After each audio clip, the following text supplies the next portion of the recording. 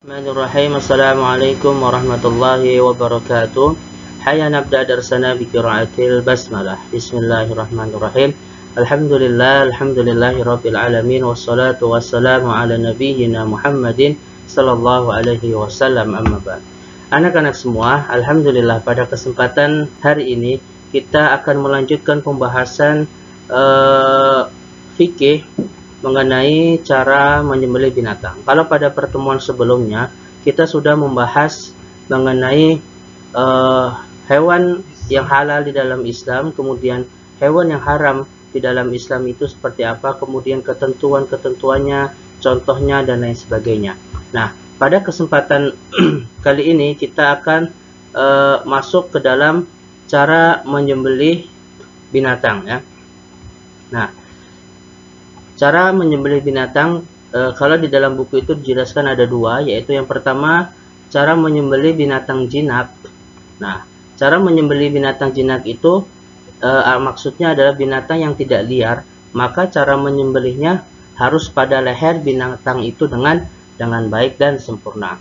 Karena dalam suatu hadis di sana disebutkan innallaha katabal ihsan ala kulli syai'in fa idza qataltum fa ahsanul qitlah wa idza dabahtum fa ahsanu dibha wal yuhidda ahadukum safratahu wal yurih dabihatuhu.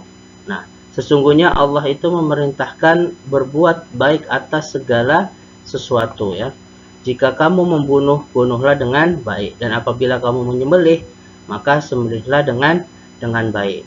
Dan hendaklah salah seorang dari kamu itu menajamkan pisaunya serta menyamakan sembelihannya. Jadi intinya adalah kalau binatang itu jinak, maka disembelih dengan baik, yaitu dengan menggunakan pisau yang tajam, kemudian disembelih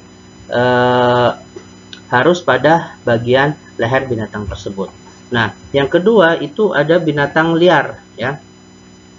Nah, binatang liar ini jika binatang itu liar atau jatuh ke dalam lubang, maka cara menyembelihnya dapat dilakukan pada bagian mana saja. Yang penting dia matinya harus disebabkan karena luka ya. Nah, karena ada jadi cara menyembelih binatang dibagi menjadi dua, itu ada binatang jinak dan binatang liar. Kalau binatang jinak itu harus disembelih pada bagian lehernya, namun kalau binatang liar boleh di mana saja asalkan binatang tersebut matinya harus disebabkan karena luka. Kemudian kita masuk dalam kewajiban dalam menyembelih ya. Yang pertama disembelih pada pangkal leher. Jadi hendaknya binatang itu dipotong atau disembelih pada pangkal leher, baik di bagian tenggorokan maupun bagian bawah leher. Kemudian dipotong bagian tenggorokan jalan pernapasan. Nah ya, yang dipotong adalah bagian tenggorokan binatang, yaitu jalan pernapasan atau yang sering disebut dengan hulqum. Nanti kita bahas lebih mendetail. Kemudian yang ketiga dipotong bagian kerongkongan atau jalan makanan. Ini juga sering disebut dengan kata mari ya. Nah, jadi selain tenggorokan harus juga dipotong kerongkongan yang merupakan jalan makanan. Kemudian yang keempat urat nadi kiri dan kanan. Jadi urat nadi kiri dan kanan harus juga dipotong. Yang kelima menyebut nama Allah. Nah, pada waktu penyembelihan itu wajib menyebut nama Allah Subhanahu wa ta'ala. Nah, coba perhatikan foto atau gambar di sini ada kepala dan leher, bagian-bagian di dalamnya yang harus dipotong ketika menyembelih binatang ya. Jadi seekor hewan itu disembelih sesungguhnya ada 4 bagian di leher yang harus dipotong atau tidak dipotong ya. Nah, di mana hal itu menjadi perselisihan para ulama atas sahnya penyembelihan itu. Nah, keempatnya itu ada hulqum, ada mari, dan juga ada 2 wadas. Nah, nanti kita akan bahas. Nah, selain tulang, daging, dan darah, ketika kita jadi di dalam leher ini selain daging, darah, dan tulang, kalau kita teliti lebih dalam, ada 3 macam saluran yang menghubungkan kepala dan badan. Nah, ada saluran udara untuk bernafas, kemudian saluran untuk jalan makanan dan minuman, dan juga ada saluran lewatnya darah dari kepala. Nah, sekarang kita bahas bagian leher yang mana saja sih yang harus dipotong ketika kita menyembelih binatang. Nah, yang pertama ada hulqum. Nah, ini hulkum. Nah, ini bagian yang harus dipotong, bisa dilihat di fotonya. Nah, ini. Nah, hulkum itu apa? Hulkum itu adalah saluran tempat lewatnya udara ke paru-paru, dan disebut juga dengan saluran pernapasan atau majran nafas. Nah, atau yang biasa kita sebut dengan tenggorokan. Dalam bahasa Inggrisnya sering disebut dengan throat ya. Nah, kemudian yang kedua ada mari. Ada mari. Nah, ini bagian yang harus dipotongnya.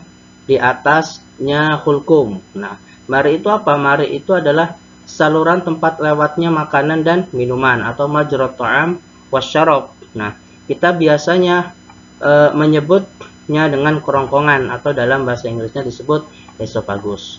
Nah, kemudian ada lagi yaitu dua wadaj. Dua wadaj itu apa? Adalah sepasang saluran tempat lewatnya darah. Nah, dalam biologi, dalam pelajaran biologi itu sering disebut dengan vena dan arteri. Kalau vena itu saluran darah dari tubuh ke jantung, sedangkan arteri itu saluran darah dari jantung ke seluruh tubuh ya. Kurang lebih seperti itu, bisa ditanyakan ke guru biologinya. Nah, dalam mazhab kita, mazhab Syafi'i, hanya ketika kita menyembelih binatang itu hanya mengharuskan terputusnya dua saluran, yaitu hulkum dan mari ya, saluran nafas atau disebut hulkum, dan saluran makanan atau disebut dengan mari. Nah, itu menurut mazhab kita Syafi'i. Yang terpenting adalah ketika kita menyembelih binatang, maka saluran hulkum, saluran bernapasan, dan saluran buat makanan itu harus terputus. Barulah disebut dengan sah penyembelihannya secara Islam. Nah, kemudian kita masuk ke dalam syarat-syarat dalam menyembelih ya. Yang pertama itu orang yang menyembelih harus orang Islam atau ahli kitab. Nah, jadi para ulama itu menyebutkan bahwa yang dimaksud dengan istilah ahli kitab adalah umat yang menerima kitab dari langit, yaitu dari Allah Subhanahu wa taala lewat nabi mereka. Nah, agama-agama ini sering juga disebut dengan agama samawi. Nah, istilah ini itu untuk membedakan mereka dengan pemeluk agama yang tidak punya kitab yang turun dari langit atau sering disebut dengan agama arti.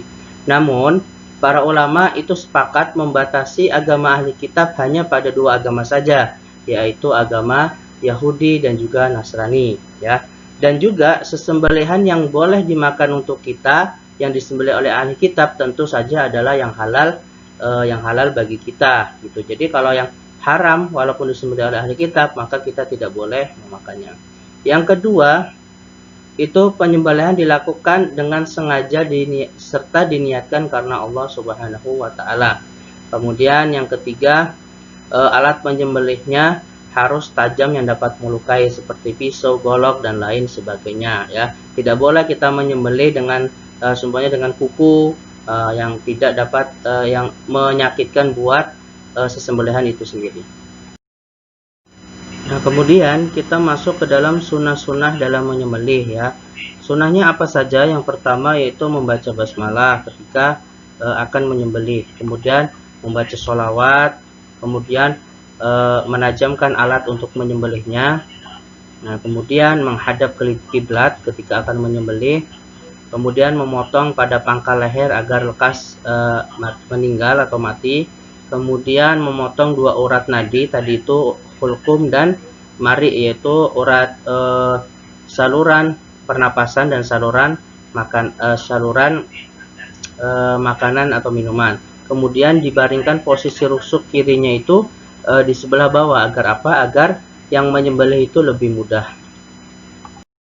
Kemudian kita masuk ke dalam hal-hal yang dimakruhkan di dalam penyembelihan. Yang pertama ada menyembelih binatang sampai lehernya putus. Yang kedua yaitu memakai alat tumpul ya. Jadi tidak boleh memakai alat tumpul. Kenapa? Karena itu dapat menyiksa hewan tersebut.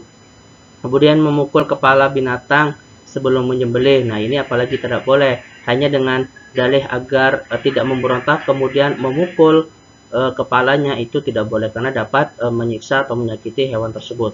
Kemudian tidak sempurna menyembelihnya, contohnya hanya menyembelih kerongkongannya saja, yaitu menyembelih hulkumnya saja, tidak dengan mari. Nah, itu dimakruhkan dalam penyembelihan.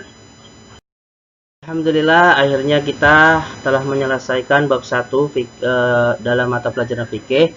Kemudian silahkan kerjakan tugas yang pertama, karena pertemuan kemarin belum kita belum ada tugas, Ustadz belum memberikan tugas. Nah, sekarang tugasnya ada di sini ya. Yang pertama, jelaskan hukum memakan daging ikan paus dan kepiting ya. Apakah halal atau haram? Nah, kemudian yang kedua, berikan pendapatmu terkait pertanyaan nomor 1. Kalau halal kenapa? Kalau haram itu kenapa ya? Jadi cukup sekian materi pada kesempatan hari ini. Selamat mengerjakan. Khaya nakhtatim darsana bi qiraatil hamdalah. Alhamdulillahirabbil alamin. Wassalamualaikum warahmatullahi wabarakatuh.